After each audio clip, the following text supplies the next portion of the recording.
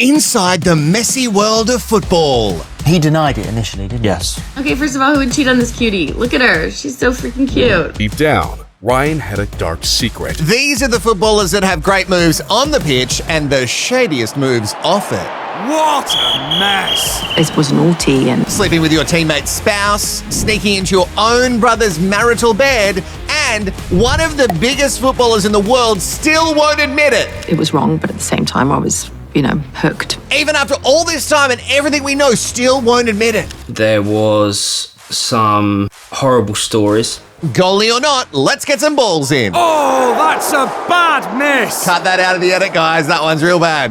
Hello, I'm Wilco. This is Rehashed. Hit the thumbs up if you too like the trash, mess, and drama. You're probably making the assumption, how dare you, that I'm not a huge sports ball aficionado, and you'd be right.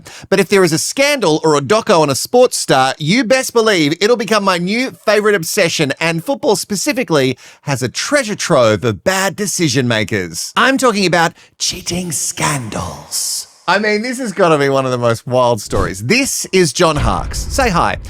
He's a footballer, and in 1998, he is mysteriously dropped from the US national squad under the vague guise of leadership issues. And this is just 2 months before the World Cup in France. He had already played in the 1990 and 94 World Cups, so why would a player with such experience at this level be dumped right before crunch time for Team USA? They go on to finish last. They win none of their 3 matches and are bottom of the barrel out of all 32 teams in the Cup. And the backlash is swift for the coach Steve Sampson, who falls on his sword. And for over a decade, that's just the narrative. Sampson made a terrible decision by removing Harkes from his team until another football scandal has Eric Wynalda, during a 2010 broadcast of the television show Fox Football Phone-In, makes a comment about his own life. There were allegations that John Harkes had an inappropriate relationship with my wife, and he was removed from the team for that reason. He said it on TV, and the next day, the old coach Sampson, well, he confirmed it all. But is that enough to kick a captain off a team? In my opinion, at the time, I had enough information, so... They were teammates, and Sampson gave Harkes the boot. Oh, football pun. You're welcome. Because he found out that John Harkes was sleeping with his teammate Eric's wife. These stories are so messy, they all feel like plots to a TV show. No, not messy, messy. I'm not suggesting that he's had extramarital affairs. No, like maybe, like there's some rumors and stuff, but I got nothing to go on right now. Okay, back to Team USA. It all comes out from a teammate who is spilling the tea, and Eric, the guy who's been cheated on, makes it sound like it all made sense. Got injured. My focus was getting healthy. I did not have time for my wife. That's kind of where just happened. I wasn't there. I wasn't present. These indiscretions apparently happened a couple of times, and according to Eric, he kind of blames himself. But John and I were such close friends. And then a lot of people say, well, that must make it so much worse. Right. That must be so much more painful. I think that there's a part of me that is just more forgiving than most. So I guess he's looking at it from a I failed in the relationship too angle, and that's very evolved of him, but you were mates on the same team. This footage was recorded in 2024, so a lot of time had passed, but at this point, I still can't believe that he's as chill as he makes out. I guess it's good that he took it so well. Eric also didn't want coach to kick John off the team. Oh, fuck it. Another kick it, get it? It's another soccer pun. Fucking nailed it. I went to the coach and I said, I know what happened. He needs to be on the team. So even though this guy was sleeping with his wife, his teammate, his very close friend, and their families would go on vacation together, he still really wanted to win the World Cup and wanted to keep his philandering mate on the team. I guess the team comes first. Well, his teammates certainly came first. Sorry. Eric ended up divorcing his wife, but John Harkes' wife, Cindy, stuck by him. I'm guessing they eased up on the family vacations after that. All in all, it just kind of feels like Eric didn't care that deeply about his wife if he acts so blasé about an affair. What I find really interesting is that this story was whispered about in the zeitgeist for over a decade. The whole team knew it, and it only came out when Eric let it slip. Another laughable thing about this is that John Harkes wrote a book and wasn't shy about shitting on his former coach Samson. And I don't know football, so all of the shitting on him might be justified, but he didn't mention the affair, did he? It just adds a little bit more context when it's revealed that you were banging a teammate's wife. Oh, this one. Okay, shit. Where do we begin? And it was literally in, clothes off, get the action done and out within sort of half an hour. I felt physically sick every day. Most of you who subscribe to this channel are probably not die-hard football fans, but you certainly know the name David Beckham. He's been Britain's pin-up boy for eons now, and it's only been amplified by the fact that he married a fucking Spice Girl. Oh, God. I'll never get over that wedding. Those outfits, that colour, the wedding, I mean, we'll never recover. I think it's safe to say that Beckham doesn't need an introduction, and I'm not sure this scandal does either, but here goes anyway. It's July 2003, and Beckham moves to play for Real Madrid. And to help him in the transition, he's hired an assistant. Her name is Rebecca Loos. Loos. Some months later, he is spotted out on the town with a mystery brunette. It's later confirmed to be his new assistant, and apparently she's doing a great job. Really great job helping him to settle in. The photos went everywhere. The cheating scandal was made very public, and for a hefty little price, Rebecca Loos, well, she spoke out. I felt like a whore. I felt really cheap. I felt used. David comes out and says the accusations that he cheated were ludicrous. But other women also came forward. Now, just because someone makes an accusation, it doesn't automatically mean it's true. And for the majority of the people in the UK at the time, they refused to believe any of this. But as Rebecca pointed out, he didn't explicitly say, I did not have sexual relations with that woman. Different scandal, but you get what I'm saying. Really bad accent? Well, I did not. No, I'll stop it. He didn't point blank deny it. He just called the stories ludicrous. During the past few months, I've become accustomed to reading more and more ludicrous stories about my private life. What appeared this morning is just another further example. The simple truth is, I am very happily married and I have a wonderful wife and 2 very special kids. There is nothing any third party can do to change this. It was a way of me sort of not getting back at him, but just sort of kind of felt the way he treated me was very unfair. It's really good wording. It's not definitive, but it's great wording. Rebecca Loos becomes one of those scandal celebrities. I mean, they go on everything, like reality shows, and she even does a tasteful, very tasteful Playboy cover, which makes it hard to believe her story because she cashed in so much. But in saying that, if you got fucked, then fucked over by David Beckham, wouldn't you try to make as much lemonade out of these lemons? The media are going to ruin you anyway. Might as well make some cash. She can't deny that she is a homewrecker, because facts is facts. But I do find it so interesting that even at the time, and still today, Davey Boy comes out so clean and the narrative is all about the women. Like, why is it always about the women and not the guy who stepped out of his marriage? Shouldn't he be the one copping the heat? Over the years, this story has popped back up on slow news days from time to time, but it really jumped back into the news again when the Beckham doco dropped on Netflix. And in this doco, he never names Rebecca, but we all know what he's talking about and what he's referencing when he talks about his really hard time in the marriage. It was the first time that me and Victoria had been put under that kind of pressure in our marriage. I can't even begin to tell you how hard it was. But he still never admits it, which is just icky. I mean, just say it. When you agreed to do the documentary, you would have known that this would have been mentioned, given how insane the whole situation was. It dominated the media for so long and continues to do so. Say it. Rebecca has been sitting on some very explicit text messages from the football star as well. We're not allowed to reveal them, but I can tell you very little was left to the imagination. Oh, we love receipts, and I'd love to read the receipts. She has never released them, just in case Beckham does decide to sue, but this is the thing that confirms it for me. He has never attempted to shut her up legally, not once. If someone was spinning total lies about you, wouldn't you want to clear them up? Like, sure, if it was just like a little blip, whatever, but it's been so many years, many years, and nothing. This is kind of off topic a little bit, but even their son Brooklyn, who is now Shun, I guess, has accused his parents of controlling narratives their entire life. And now he is firmly, with his very wealthy bride and wealthy in-laws, like they're crazy wealthy. He's definitely on the other side of the family now. But when it comes to Beckham and Loos, it's a big elephant to leave in the room for so long and just not address it, like straight up. And like or hate the homewrecker, She has beat the same drum the whole time. No one has bigger balls than Beckham. Oh, they're pretty tiny in my opinion. This next affair involves a singer/actress that you might not know by name, but if you're a millennial, you definitely know.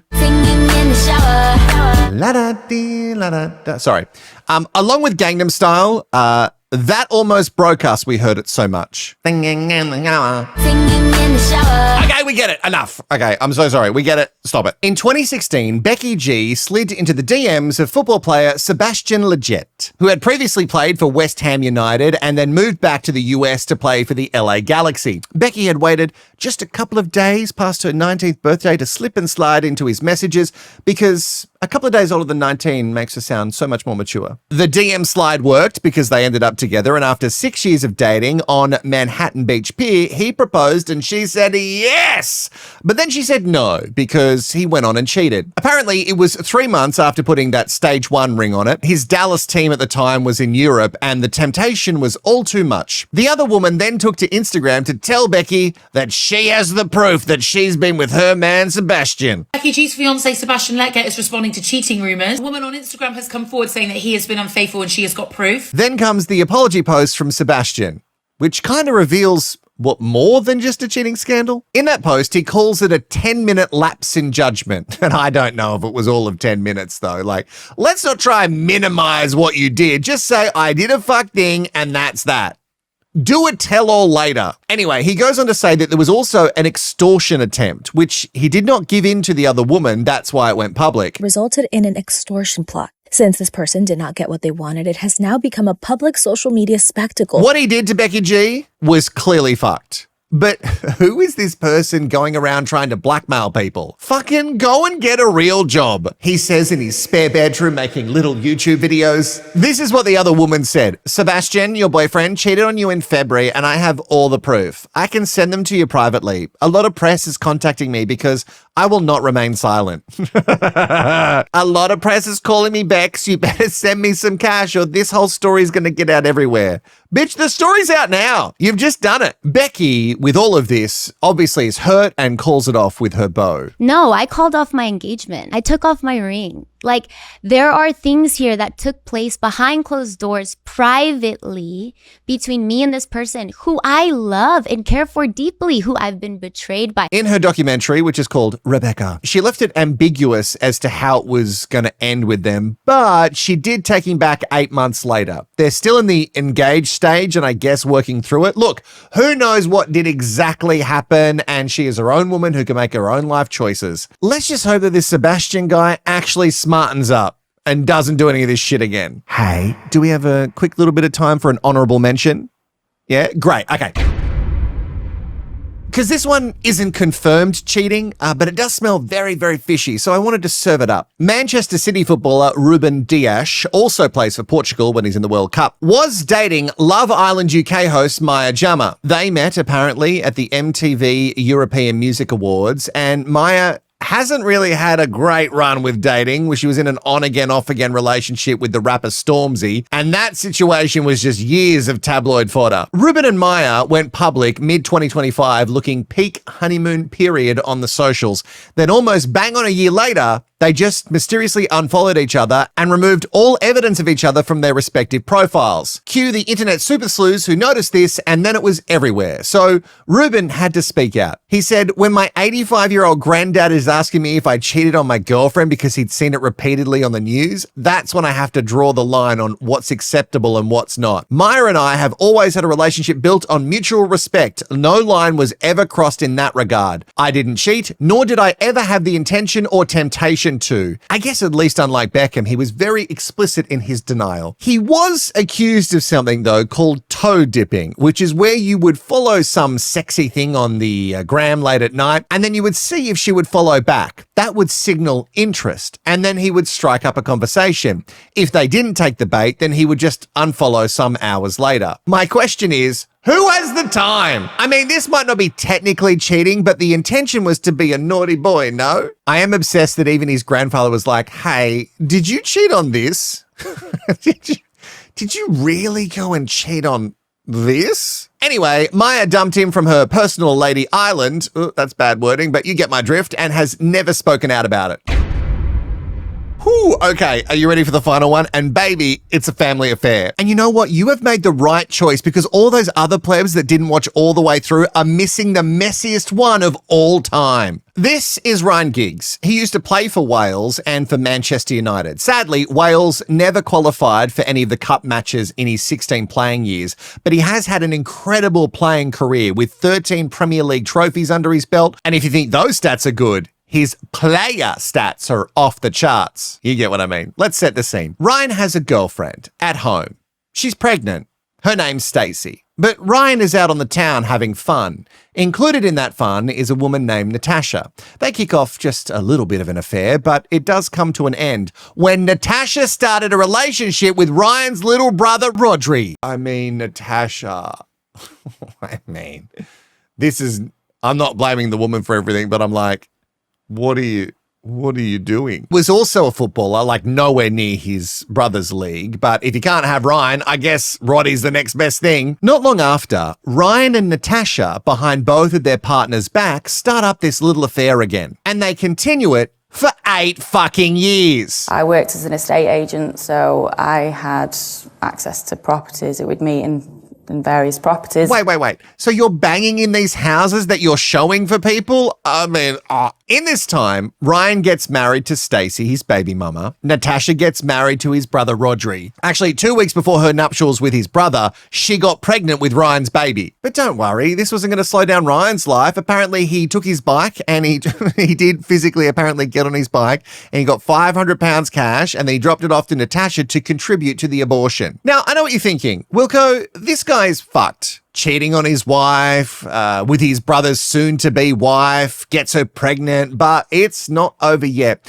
He decides to kick off another affair at the same time with Miss Wales and former celebrity Big Brother contestant Imogen Thomas. Yeah, so he's got this other one on the burner because he's just got them all going at once, and he's really starting to cook himself because this is where the house of bullshit starts to stink up the place and people notice. He tries his best to stop the Imogen story from leaking in the media with something called a super injunction, which he spends £150,000 on. So we know he's willing to spend the cash when he needs to. I wonder if he also dropped this off with his bike. Sadly for Ryan, this super blah blah bullshit means nothing to Twitter and it all comes out anyway. Then an MP uses the powers of parliamentary privilege to bring it up, and I love how shady that is. And when I say blow it all up, I mean all, because Natasha decides, well, might as well pile on. And how did you find out about it? 6 o'clock in the morning, a mum and a sister knocked on the door and presented the paper and a letter. How had it got in the papers?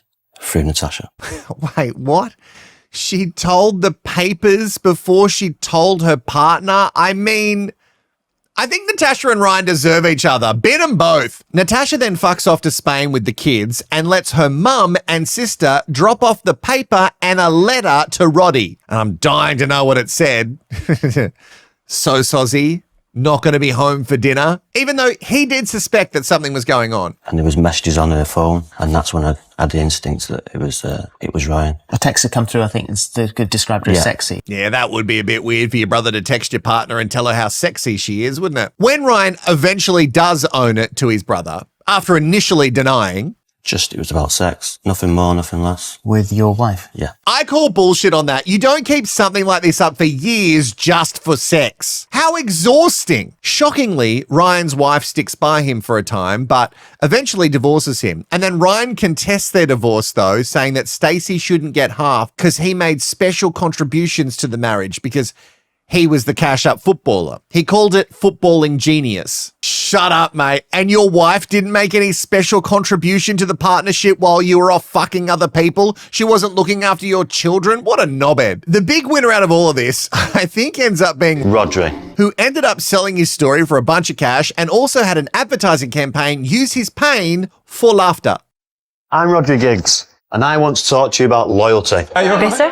Not anymore, Pam. Champagne, please. There is something so satisfying about a man who holds himself up on this high horse and ends up being on everyone's Christmas shit list. This Ryan Giggs goes on to get assault charges against him from an ex-girlfriend, which gets thrown out of court, and then he's snubbed by the Premier League Hall of Fame. That's kind of satisfying because you definitely know he is the kind of person that would want a statue of himself. Hey, Mr. Giggs, you're certainly not going to get those statues you wanted of yourself built, but you do win my World Cheaters Champions Cup. Congratulations. And my work here is done. You know less about the World Cup than you did going into this video, but you know heaps of the trash, mess, and drama that sits right alongside it. So you're welcome. Hey, have you and I gone all the way? What? How scandalous. Shh. Don't tell our partners. If we did go all the way, put ATW in the comments below. And if you like trashy, messy, dramatic pop culture stories, sink your teeth into this one. Australian media royalty, Kyle and Jackie O. If anyone knows trash, it's them. You're going to love this video. Sweet baby angel, I'll see you in the next one.